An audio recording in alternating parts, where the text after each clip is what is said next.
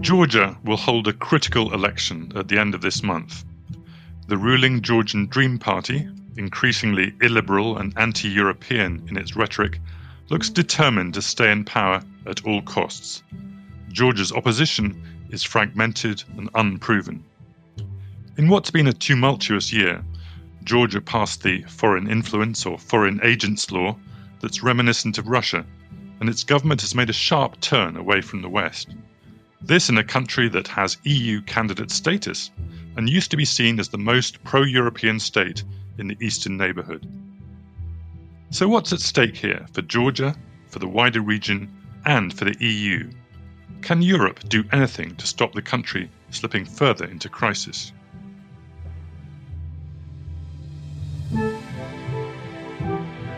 Hello and welcome to a new episode of Europe Inside Out, Carnegie Europe's monthly podcast about the continent's greatest foreign policy challenges.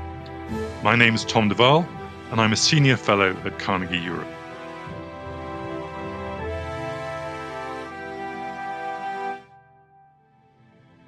This episode of Europe Inside Out is about Georgia, its future direction, and what the election outcome could mean for the country's domestic and foreign policies. I'm really glad to be joined by Natalie Sabanadze, Senior Research Fellow at the Chatham House Russia and Eurasia Programme and former Georgian Ambassador to the EU. Natalie, welcome. Great to see you. Thanks a lot, Tom. It's really nice to be here. Let's begin with these elections at the end of this month. The current state of play.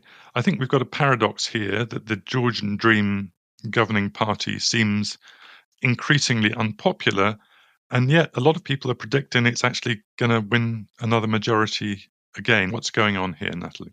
You mentioned that these will be critical elections, and I would like to echo that these will be very important for Georgia. We always say that, but given the direction the Georgian Dream is taking, it might be the last attempt of democratically changing the government in Georgia. And these have also broader implications for the future of liberal democracy, particularly in the region where we are, for normative coherence of the post-Cold War order, and equally importantly for the European Union's transformative power. So all of these things are at play in these elections.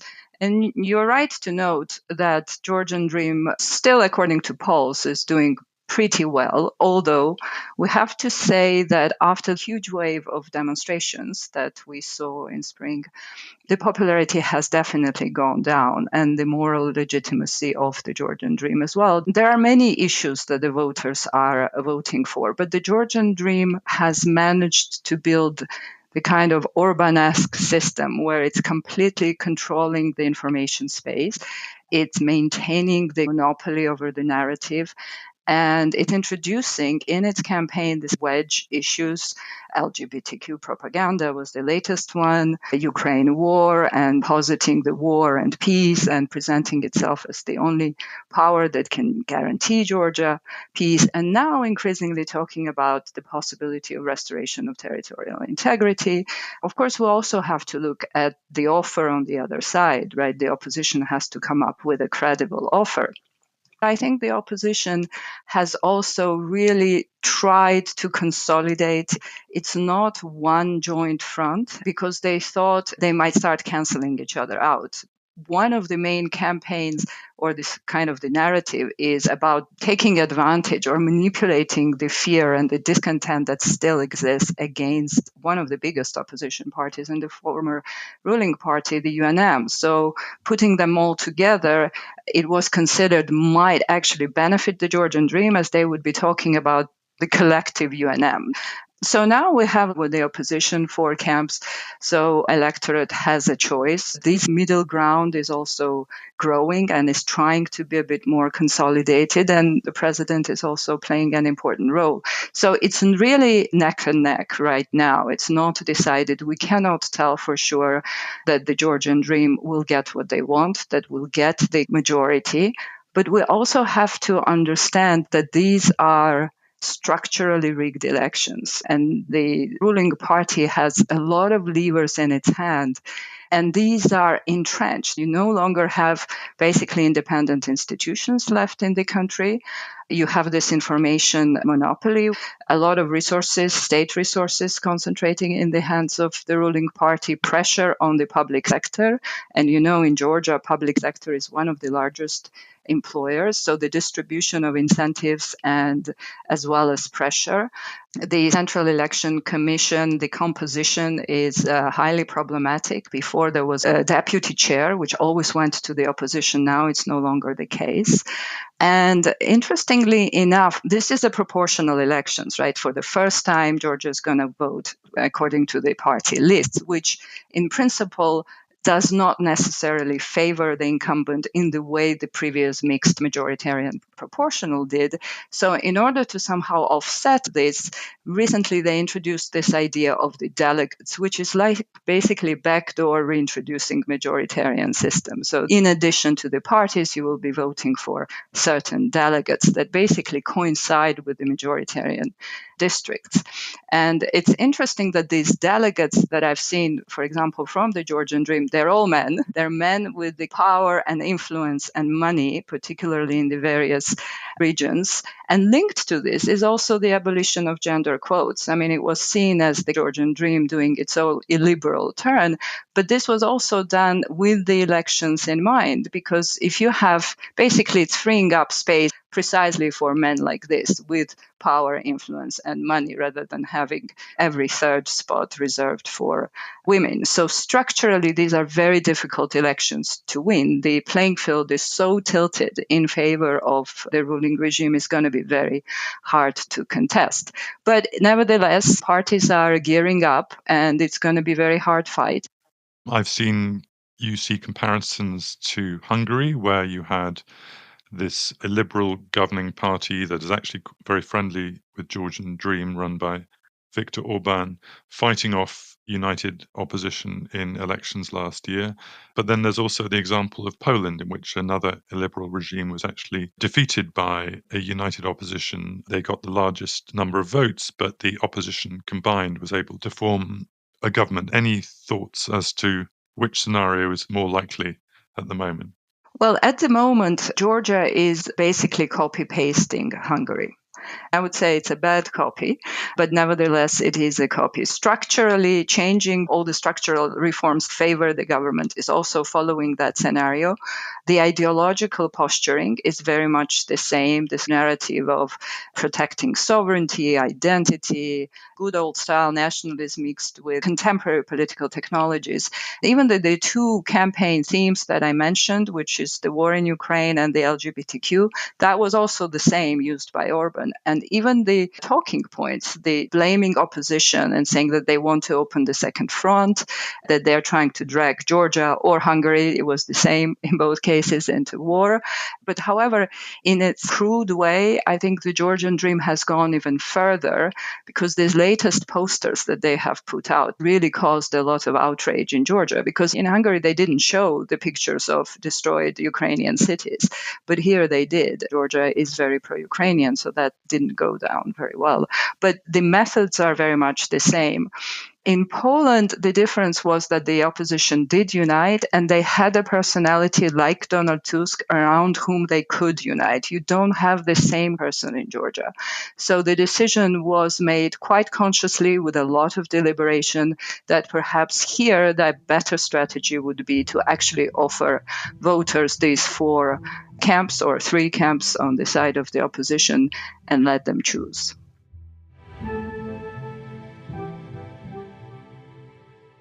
Let's talk a bit about the EU and about the Western influence. I mean, until quite recently, of course, you yourself were serving Georgian government official, ambassador to the EU. I think it's indicative of what's happened to Georgia and Georgian Dream that people like you are now openly opposing a government that you were actually served of in earlier years.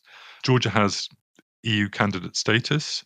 People thought that that might be some kind of leverage from Brussels, that it would actually give the Georgian government incentive to have better relations with the EU, but the opposite has happened. What tools does the EU have at its disposal in order to try and maintain Georgia on the European path? The change in relations between Georgia and the European Union is absolutely spectacular. You would expect that now that we are closest to the EU that we have ever been, our relations are at the lowest that they have ever been. And it's very difficult to exactly pinpoint the turn from the Georgian Dream because they were pro-European. They even introduced the constitutional amendments saying that Georgia's top priority, European Euro-Atlantic integration. Then around 3 years ago, we see a real turn. And I think it comes around this mediation efforts, or rather failed mediation efforts after 2020 elections by the president of the European Council, Charles Michel.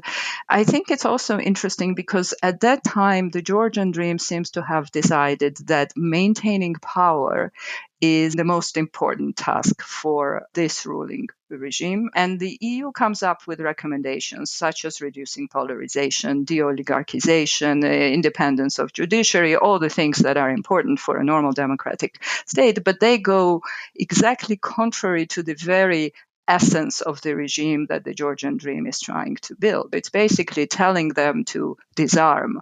Polarization is an interesting case about which the EU keeps telling Georgia and the leadership of Georgia that you've got to deal with this because it is a crippling problem. But polarization is actually an instrument. It's not just a given, something that we have in Georgia. Yes, we have a culture of highly adversarial politics. It's always been there. But today, it is the instrument of maintaining dominance, to always keep this kind of polarizing narrative, pushing the opposition in a defensive posture. And it follows the playbook of these political technologies that Orbán's and others have been using, that if you give up, if you lose the monopoly over polarization, then you are in trouble. So when the EU comes up and tells our leadership that you've got to reduce it, which is actually a political choice clearly made by the government, it's basically telling them to give up the arms that they have and fight a very different battle. So obviously they're not going to do it. And the same goes to a lot of other recommendations. This is a choice that this government has made, that it will keep paying the lip service to the EU and the European integration because the population is very much pro-EU. Getting the candidate status was actually very good for them because they could say, well, we're doing what we want. We are defending our sovereignty. We are pursuing our interest, and we are still advancing on the path of European integration. The candidate status was given to Georgia after 23 protests, the first wave of protest against foreign agents law. The communication was also very clear. It was said basically this is a nod to the Georgian people and their long-term aspirations to join the EU. And now it's up to the government to deliver. Clearly, the government has not been delivering.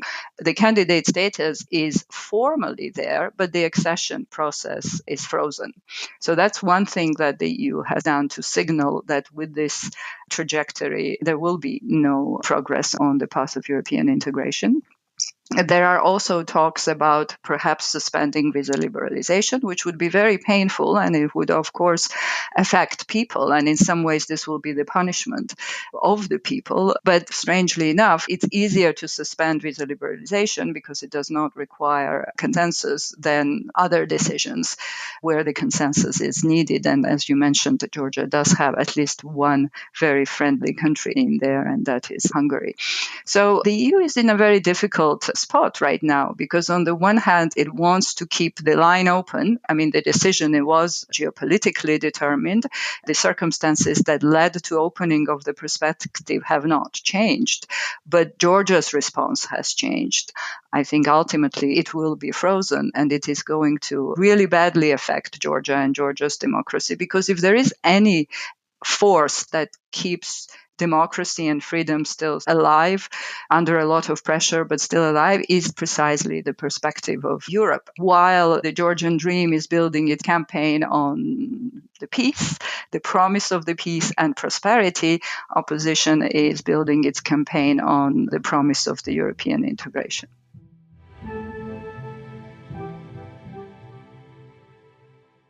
To what extent should we be looking not at Georgian Dream, but at its chairman, funder, the richest man in Georgia, Bidzina Ivanishvili? To what extent would you say that this degradation, this decline in Georgia is due to the personal decision of one man. We don't like to personalize politics, but he is the personification of Georgian dream. And then I guess the question then is, some people are saying that there should be sanctions against Mr. Ivanishvili, and other people say no, that will actually deepen his paranoia and make things worse.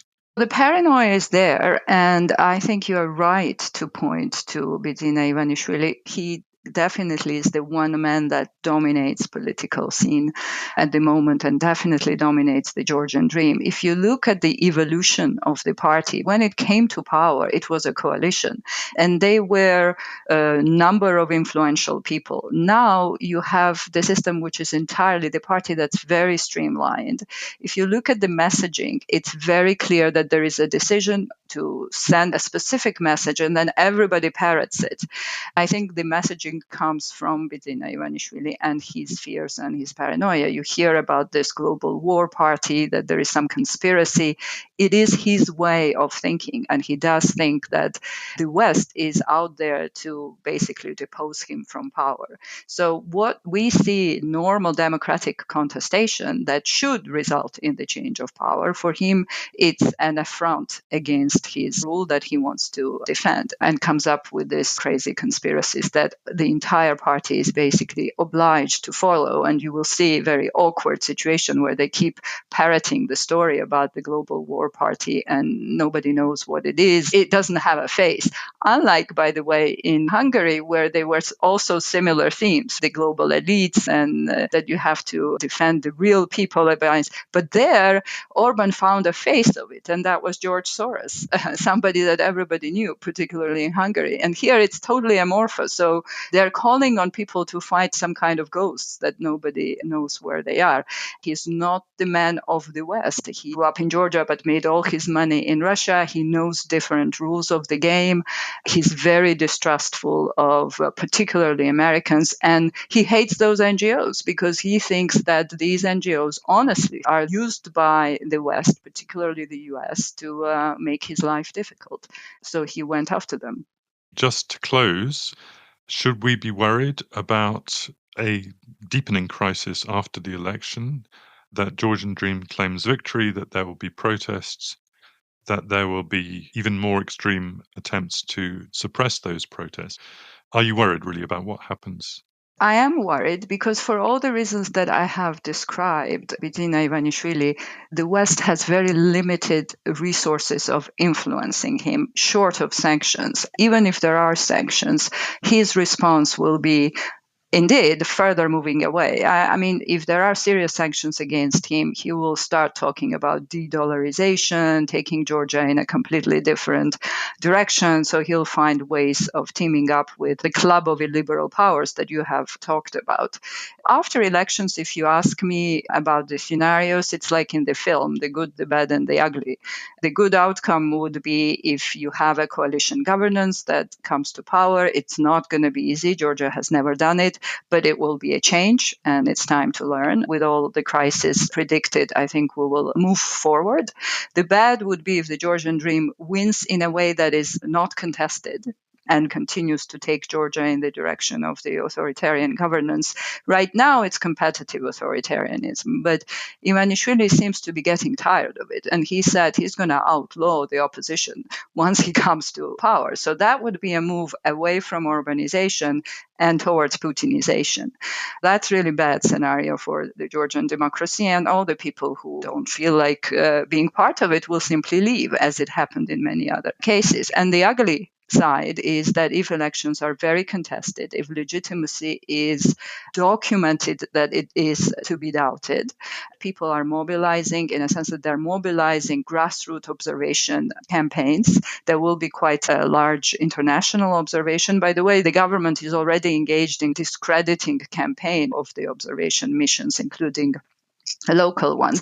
But this will come to the fore, and I would expect that there will be protests. And because there is no influence over this regime, no moral sentiment, a sense that they are owing something to the West and that they need to deliver, in contrast to Saakashvili, they can resort to violence. That's a worrying scenario that definitely cannot be ruled out. That's rather a gloomy note to end, but of course, the election is not happening quite yet, so hopefully bad scenarios can still be averted. Natalie, thank you so much for joining me on this episode of Europe Inside Out. It's been great to talk to you. Thanks a lot, Tom.